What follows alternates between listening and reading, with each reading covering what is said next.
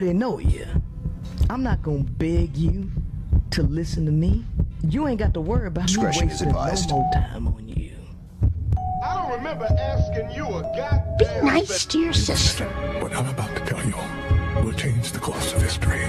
Some viewers may find the following video disturbing. Viewer discretion is advised. I'm not draining myself.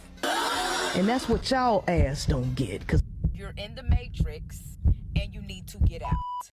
NLE Choppa posted an interesting video on his YouTube channel with almost 2 million subscribers. He titled the video, "I did a humiliation ritual in past." Now this video title speaks for itself, but before we get into that video, let's identify his humiliation ritual first. Back in 2024, Choppa went viral for zesty reasons as he had posted this photo of himself and captioned it coming out. This coincided with several other zesty photos and songs he was releasing at the time. Photos like this where he was using a cake to cover himself while in his birthday suit, or photos like this one where he could be seen in tidy whities, or even like this photo where he's showing off his backside. This was around the time he dropped his song Slut Me Out Too, which was full of zesty lyrics that had people looking at Choppa strangely. What it looked like was Choppa was going through the same humiliation rituals many celebrities are forced to go through, making Choppa appear feminine to give off the idea that he was either gay or gender neutral. This is something that he came out and addressed himself in his YouTube video. I passed my humiliation ritual with all honors. I passed my humiliation ritual with all honors, with flying colors. NLE, stop it. Stop it.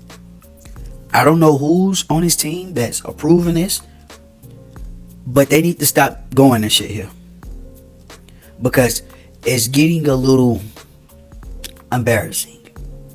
The clout chasing is at its finest, and NLE is using this angle where he's trying to, push for the betterment of the community, and trying to be a better influence for the youth and all that type of shit. But I'm not falling for the gimmick, because it's not genuine. What he's saying in these songs isn't wrong, right? He's saying some real shit, but it's not genuine. If you're gonna go for that angle, NLE, you have to put that towards the whole rap game, not just single out YoungBoy. That's what make this shit so clout chasey, because you just singling out YoungBoy like he the only one. Like, no. And you're doing that because YoungBoy name is ringing bell like crazy right now, and you trying to capitalize off it. NLE's next diss song should be towards the whole hip-hop. He should name a whole bunch of rappers next time. And another reason why I won't fall for this gimmick, I know it's temporary. We see NLE Choppa have an identity crisis. He don't know what the fuck he want to be. Today, he's on some Tupac and Michael Jackson shit. Tomorrow, he gonna be on the throne twirling his balls. The next day after that, he gonna be holding up a gun saying shoot him, kill, after just dropping all this shit. You don't know what he's gonna do. I know this is just a gimmick and it's temporary. If not, he have to keep this shit up for the rest of his career. He cannot revert back to who he was before. As soon as he do that, we're gonna call your fucking bluff, NLE. And I like NLE, he young and I feel like he got a lot of potential, but he gotta find himself, dog. Because you dipping into some waters that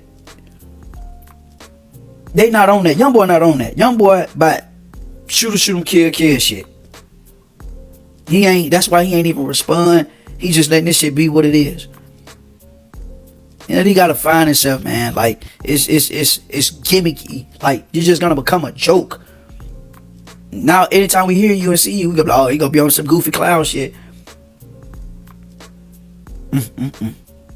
Bro, NLE Choppa, go lay down, bro. Go lay down. Go to sleep. Go walk him down. What? Go walk him down. Go do something else that's keeping your mind on something else. Because who told this nigga he was Michael Jackson reincarnated? Come to the front. I don't know what path he going down. Like, I need to figure out who he signed to, because they got him doing something. It's getting overly weird, out of the ordinary. Where is Top Shotter? Where is, I don't know that they generate all this money. I love this, but them days it was still, how about that? What happened to that? Like, bro, first you get to this and YB, and that was out of nowhere. Ain't nobody see that coming. Like, is he trying to get back on the map? Like, I feel like he good with marketing. He good with coming back on the scene, and he good to be like the topic of stuff, because he always doing something weird or out of the ordinary or popping up doing something. But like, NLE, can you go back to the old you, please? We tired of this, all this weird stuff. Like, I don't understand. It's just like weird, and it's just out of nowhere. Like, you okay? I'm not even trying to be funny, y'all. I'm dead for real. Like, he probably really going through something. He probably straight in the label where he got to do what they say. Like, you never know. Like, This man had cut all his hair off. Next, he probably finna get all his tattoos removed. I don't even know what to say. Lord bless his heart. Why is NLE Chopper doing this? So NLE Chopper just released another song, and as y'all can see, it's an NBA Youngboy diss. The downfall of NLE Chopper just getting worse and worse. Like, who is telling him that this is okay? Because a couple weeks ago, he dissed NBA Youngboy in one of his other songs. And in that music video, he dressed up as Tupac and Michael Jackson. And he said NBA Youngboy is poisoning the youth. And then he put a billboard to the diss track in NBA Youngboy hometown. And y'all know this had the Youngboy fans mad. I think they was more mad than Youngboy, because Youngboy still haven't responded to NLE Chopper. That's why lots of people don't understand why he made a second diss track on him. And this new song, he said it's whatever. He could fight Youngboy if he trying to put the blicks down. At this point, the only thing he doing is just making himself look bad. And do y'all think it's a coincidence that NBA Youngboy performed in an all-black cowboy outfit, and now NLE Chopper made a music video with an all-black cowboy outfit dissing Youngboy? But I feel he just using Youngboy name for publicity. Because if he really cared about people poisoning the youth, he should be talking about the rap culture as a whole, not just one specific rapper. You know, like, because off the studio time and all this motherfucking time that you putting into these horrible ass diss tracks to somebody who literally is treating you like Casper the Friendly Ghost, nigga, you could have already made you a fucking bop. Already made you a bop. Now you just wasting fucking money on diss tracks that are never getting responded to. You see how the lights on and ain't nobody fucking there. Hello, knock knock. Anyone home? Like, all this fucking studio time that you wasting, all this money that you wasting on these terrible ass diss tracks that are not getting streamed, you could have done already made you a fucking bop and been dancing to that shit on TikTok. Now you're looked as a fucking lame. Now you're looked at as a lame, because not only did you make one diss track, but you made two. And they didn't get responded to. So, like, you would think after the first one, you would just give the fuck up and maybe make some shit that people might actually like. What the fuck is going on? This individual is a classic example of a pawn in the rap game being utilized as controlled opposition. On the surface, it is meant to appear that he is confronting social issues regarding the irresponsibility of rappers regarding their influence on the youth. They follow the same psychological pattern as military hazing, gang initiation, or abusive relationship dynamics. The goal is not mysticism. The goal is compliance. The rap industry reinforces this bond by giving artists huge rewards, fame, money, praise, unpredictable punishments, media smear, leaks, exposure. This push and pull is the same mechanism used in Hey, bro. That's not funny. No restaurants offering the shit.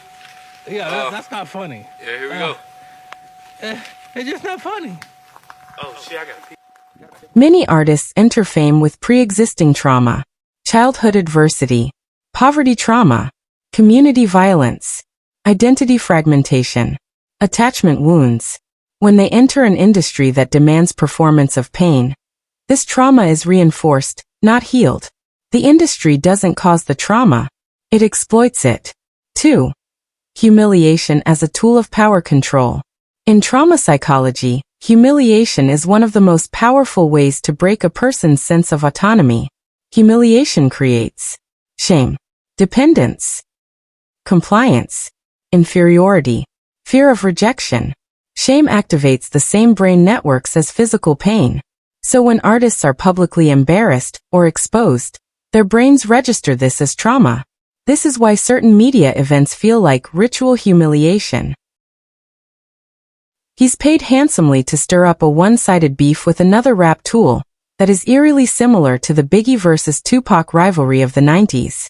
I would not be surprised if this results in the listeners of both artists to become influenced to fight or even worse, unalive each other.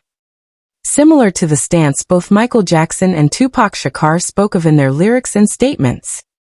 However, they too were also pawns on the chessboard to deceive the listeners and steer them towards whatever angle the hidden entities had in mind at the time.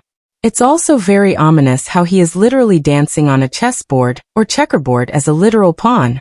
Duality ritualistic sacrifices are at play, and the other rap artists that his latest diss tracks are aimed at is also playing his position as a chaotic influence.